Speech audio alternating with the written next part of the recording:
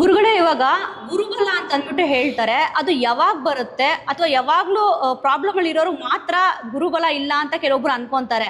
ಇದ್ರ ಬಗ್ಗೆ ಒಂದು ಸ್ವಲ್ಪ ತಿಳಿಸ್ಕೊಡಿ. ಇದು ಗುರುಬಲ ಅಂತಕ್ಕಂಥದ್ದು ನಿಮ್ಮ ಜನ್ಮ ರಾಶಿಯಿಂದ ಪ್ರಾರಂಭ ಮಾಡಿ ಗುರು ಇಂಥ ಸ್ಥಾನದಲ್ಲಿದ್ದರೆ ನಿಮ್ಗೆ ಗುರುಬಲ ಅಂತ ಹೇಳ್ತಾರೆ. 3ನೇ ಗುರು, 5ನೇ ಗುರು, 6ನೇ ಗುರು, 9ನೇ ಗುರು, 12ನೇ ಗುರು ಈ ಥರ ಇದ್ದಾಗೆ ಗುರುಬಲ ಇದೆ ಅಂತಂದು ಹೇಳಿ ನಿಮಗೆ ಜ್ಯೋತಿಷ್ಯರು ಹೇಳ್ತಾರೆ. ಅದರಂತೆ 7ನೇ ಗುರು ಇದ್ದರೆ ಚಿಂತಾಗ್ರಾಂತ್ರಿ, ಆದರೆ ಗುರು ಅನುಗ್ರಹ ಒಳ್ಳೆಯದು 7ನೇ ಗುರು, ಆದರೆ ಚಿಂತೆ ಈಡು ಮಾಡ್ತಾನೆ. ನನಗೆ ಹಿಂಗಾಯ್ತಲ್ಲ, ಮದುವೆ ಆಗಲಿಲ್ಲಲ್ಲ, ಹಂಗಂತ ಚಿಂತೆ ಆಗುತ್ತೆ. ಅದಕ್ಕೋಸ್ಕರವಾಗಿ 3, 5 ಆಮೇಲೆ 9, 12 ಇಂಥ ಗುರು ಇದ್ದ ಕಾಲಕ್ಕೆ ನಿಮ್ಮ ಗುರುಬಲ ಪ್ರಾಪ್ತಿ ಇರುತ್ತೆ. ಇದ್ದವರೆಲ್ಲ ಮನೆ ಕಟ್ಟಿಸೋದಾಗಲಿ ಅಥವಾ ಮದುವೆ ಆಗೋದಾಗಲಿ ಬೇರೆ ಏನೋ ಉತ್ತಮವಾದಂಥ ವ್ಯಾಪಾರ ಪ್ರಾರಂಭ ಮಾಡುವುದಾಗಲಿ ಮಾಡಬಹುದು. ಇದು ಗುರುಬಲ ಅಂತ ಇದಕ್ಕೆ ಹೆಸರು. ಗುರುಬಲ ಬಂದರೆ ಎಷ್ಟು ವರ್ಷಗಳ ಕಾಲ ಗುರುಬಲ? ಅದು 2 ವರ್ಷ ಇದ್ದುಕೊಂಡು ಮುಂದೆ ಚೇಂಜ್ ಆಗ್ತಿರ್ತಾನೆ ಗುರು. ಅಂಥ ಒಂದು ಗುರುಬಲ ಇದ್ದ ಕಾಲಕ್ಕೆ ಇವನ್ನೆಲ್ಲ ಮಕ್ಕಳಿಗೆ ಒಳ್ಳೆಯ ವಿದ್ಯಾಭ್ಯಾಸ ಪ್ರಾರಂಭ ಮಾಡಿಬಿಟ್ಟಿರ್ತೀರಿ.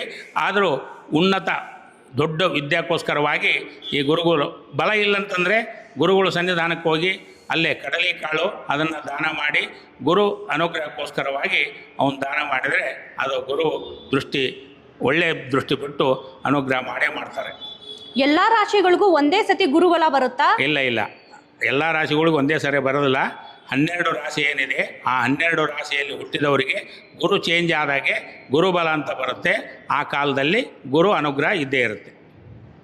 ಇನ್ನೊಂದು, ವಿವಾಹ ತೊಡಕಿನಕ್ಕೋಸ್ಕರವಾಗಿ ರಾಹು ಕೇತು ದೋಷ ಇರುತ್ತೆ. ನಿಮ್ಮ ಜನ್ಮ ಕುಂಡಲಿಯಲ್ಲಿ ರಾಹು ಕೇತುಗಳು ತೊಂದರೆ ಇದ್ದರೆ ಜ್ಯೋತಿಷ್ಯದವ್ರ ಹತ್ರ ಹೋಗಿ ಆ ಕುಂಡಲಿ ತೋರಿಸಿ ಆ ರಾಹು ಕೇತು ಶಾಂತಿ ಮಾಡಿಸ್ಬೇಕು. ಎಲ್ಲೇ ನಿಮ್ಮ ಮನೆಯಲ್ಲಿ ಮಾಡಿಸ್ಬೋದು, ಇಲ್ಲಿದ್ದರೆ ಕೊಕ್ಕೆ ಸುಬ್ರಹ್ಮಣ್ಯ ಅಥವಾ ಇಲ್ಲೆಲ್ಲ ಘಾಟಿ ಸುಬ್ರಹ್ಮಣ್ಯ ಇತ್ಯಾದಿ ನಾಗನ ಕ್ಷೇತ್ರ ಎಲ್ಲಿದೆ ಅಲ್ಲಿ ಹೋಗಿ ಅದನ್ನು ಮಾಡಿಸಿದರೆ ಆ ಪರಿಹಾರ ಆಗಿ ನಿಮಗೆ ಕಲ್ಯಾಣ ಪ್ರಾಪ್ತಿ ಆಗೇ ಆಗುತ್ತೆ.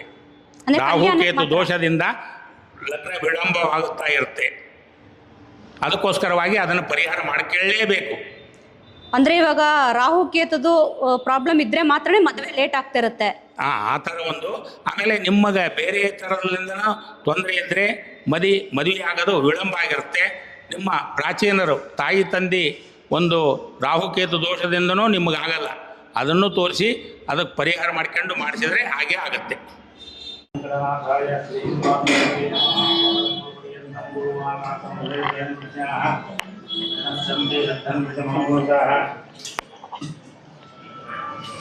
आचम्य केशवाय स्वाहा, नारायणाय स्वाहा, माधवाय स्वाहा, श्री गोविंदाय नमः।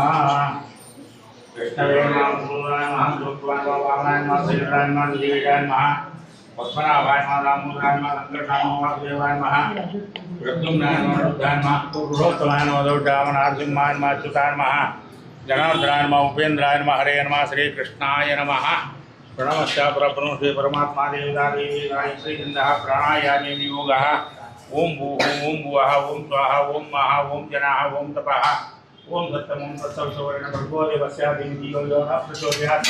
ओम आपो ज्योतिर्गोमं ब्रह्मभूर्भुवः भुवाभ्यां योगनिमुञ्चाद्य ब्रह्मणः देवरात्रिवेद्रः तद्देवैवसुतं प्रेकलव्य प्रथमपादे व्रतवर्षे व्रतखण्डे जम्बोदिविगण्डकारिणे भूतावल्याः दक्षिणेदेवे धावणि बहुधावतारे रामदेव्यां रामायणाश्री पराभवनं संवत्सरे च उत्तरायणे वरुणऋतौ चैत्रमासे कृष्णपक्षे सप्तम्यां तिथौ वासरस्तु गुरुवासरे शुभनक्षत्रे शुभकरण एवं गुणविशेषणयुक्तायां शुभतिथौ श्री श्रीमद्राघवेन्द्रतीर्थ गुरुवन्तर्गत भारतीय मुख्य प्राणान्तर्गत सीतापति श्री मूल रामचंद्र प्रिय तीर्थम पुत्रापूर्णे नक्षत्रे कन्याराजौ जातानां श्रीमद् सुरेन्द्रतीर्थ श्रीपादानां सुशिष्टानां सपरिवाराणां श्रीमत्स्थैर्य विजयवीर्य आयुरारोग्य ऐश्वर्याभिष्टकाम्यार्थं संध्याकाले पंचोपचार पूजांग श्रेय प्रार्थनांग दीक्षांग ततोत्सव पूजा आचार्य मुखेन करिष्ये।